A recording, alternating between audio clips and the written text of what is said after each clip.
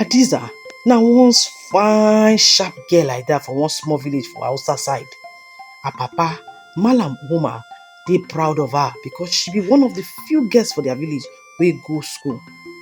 Hadiza, she sabi read, write and she dey always come first for her class. But for where Hadiza come from, school for girl no dey too important like marriage. When Hadiza reach 14 years, one evening as she dey help her mama for kitchen, her papa call her come sit down. He clear im throat, look her well, come talk say, Hadiza, you don big. Alhaji Musa don come ask for your hand for marriage o. Hadiza heart jump. She don hear about Alhaji Musa, one old man like that wey get plenty wife. But she never dream say na her own papa go gree make she marry am. Hadiza no fit talk that night. She just enter her room, sit down for ground, begin cry. She like school. She get big dream to become doctor to help people for her village.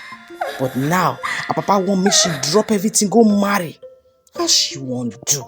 The next morning, Hadiza go meet her papa for back of their compound. She kneel down. Her voice dey shake. Papa, abeg, I no wan marry now. I wan finish school.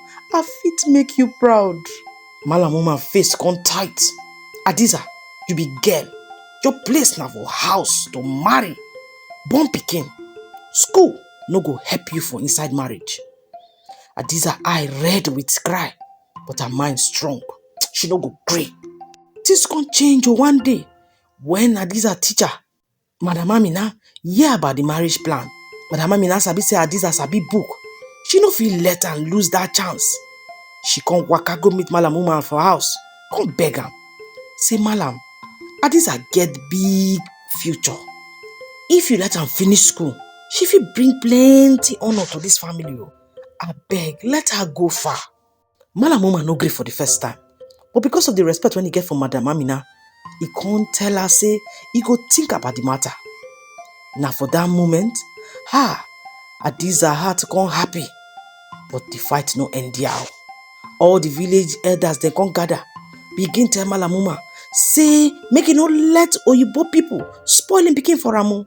Say their religion is dey important and marriage dey important for young girl like Hadiza them. People for the village even begin gossip.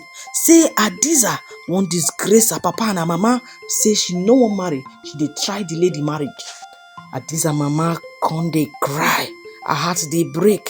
She wan support her pikin, but she no wan go against her tradition. Every night, Hadiza go dey pray, Allah, abeg, make my baba change him mind. I wan go school. I no fit stop now. Na in one evening, something wey shock everybody come happen. Alhaji Musa himself come their house.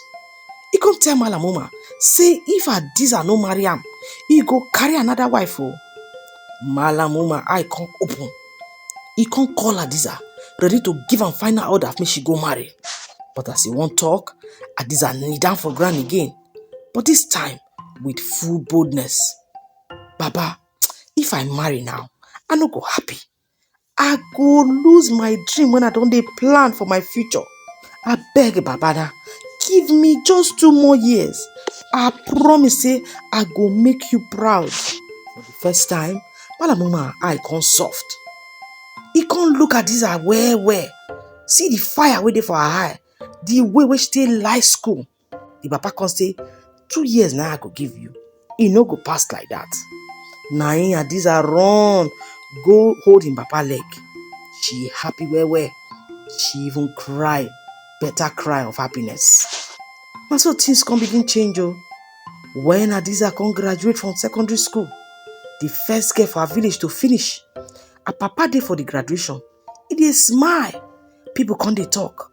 But now, dem dey talk about how Hadiza get mind, how she no gree give up for her dream. Na so, Hadiza come enter university, still with her papa blessing. She go study to become doctor. Her dream don start to happen, small. And now, her papa dey tell other men for the village say, school no be waste for girl.